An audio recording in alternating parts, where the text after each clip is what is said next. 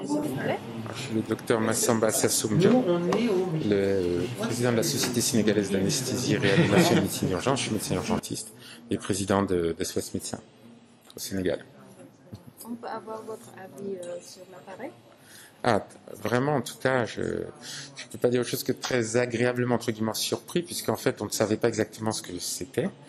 Et en fait, on est sur un appareil qui a déjà, dès maintenant, dès ce moment du concept, alors que finalement, ça fait 2 mois que ça a été lancé, avec des fonctionnalités qui sont des fonctionnalités d'appareil vraiment de réanimation haut de gamme. Maintenant, on s'en doute, il y a des choses à préciser. On a besoin de certains types de mesures, on a besoin de certains types de paramètres qui sont à programmer dans le futur, dans le système. Il y a bien sûr à vérifier la fiabilité dans le temps. Donc en fait, il y a un certain nombre de tests à faire. Mais déjà, dès le concept, on se retrouve là avec un respirateur, du type de respirateur qui permettent vraiment de travailler en réanimation et bien évidemment en transport. Après, il y a aussi l'ergonomie à travailler. Il y a un certain nombre de choses comme cela à réaliser. Mais en tout cas, on est déjà pas du tout sur du respirateur basique, mais déjà sur du respirateur qui permet d'aller loin dans la réanimation. Pensez-vous que vraiment cet appareil puisse aider l'État à lutter contre les cas graves?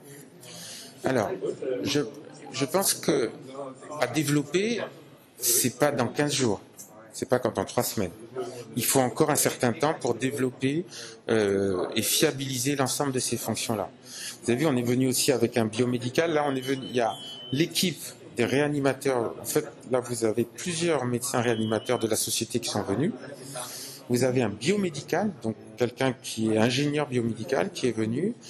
Et en fait, on est en train justement d'implémenter, d'informer de ce dont on a besoin en tant que l'utilisateur. Il faut comprendre que ça, quand vous voyez que n'importe où dans le monde, ça a mis des années de concept, là on est déjà un produit qui marche bien, qui a des paramètres dont on a besoin, qui s'affiche. En plus, une chose que je n'ai jamais vue encore dans aucun des respi, c'est que l'application, avec le téléphone, j'avais toutes les courbes par Wi-Fi. Je n'ai encore jamais vu ça dans aucune forme de respirateur. On l'a sur des scopes, mais on l'avait pas sur des respirateurs. Donc c'est quand même quelque chose aussi de particulier. C'est cette fonctionnalité que je n'avais encore pas vue. Ça, c'est pour vous dire quoi? C'est que c'est avancé.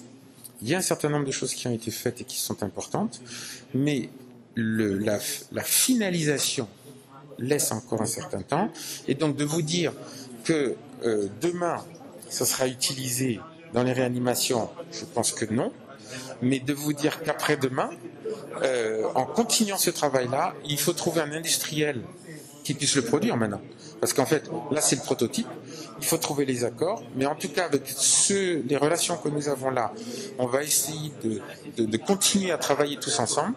Il est effectivement tout à fait réalisable d'utiliser un appareil avec toutes ces fonctions-là, et non seulement, je dirais, au Sénégal, mais ça, c'est des produits, une fois qu'ils sont finis, peuvent être utilisés n'importe où, d'une part en Afrique et n'importe où dans